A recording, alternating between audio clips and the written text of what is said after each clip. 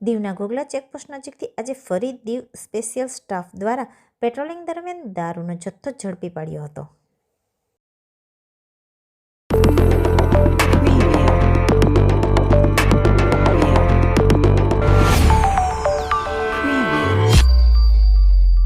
કેન્દ્રશાસિત પ્રદેશ દીવ ખાતે દીવ પોલીસ વિભાગની સ્પેશિયલ સ્ટાફના ઇન્ચાર્જ જીતેન્દ્ર પંડ્યા અને પીસી કેતન રાઠોડ દ્વારા દીવ વિસ્તારમાં પેટ્રોલિંગ કરવામાં આવી રહ્યું છે।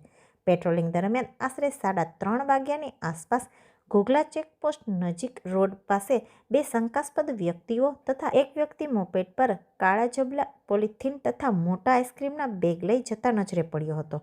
પોલીસને જોઈ ડરી અને ગુજરાત તરફ ભાગવા લાગ્યા। પોલીસે તેનો પીછો કરી અને પકડી ઘોઘલા ચેકપોસ્ટ લાવ્યા હતા। પોલીસ સ્પેશિયલ સ્ટાફ દ્વારા તપાસ કરતા તેમની પાસેથી દારૂનો જથ્થો મળી આવ્યો હતો। દારૂના જથ્થા સાથે એક શખ્સની ધરપકડ કરવામાં આવી હતી।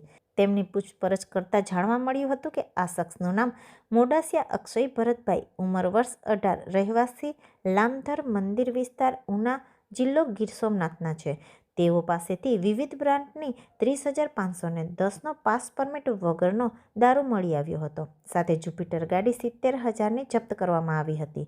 એમ દારૂ અને ગાડી એમ કુલ થઈ 1,05,10 જપ્ત કરી પોલીસ સ્ટેશનમાં કાયદેસર કાર્યવાહી કરવામાં આવી હતી અને પોલીસ વિભાગે આ દારૂનો જથ્થો એક્સાઇઝ વિભાગને સોંપ્યો હતો।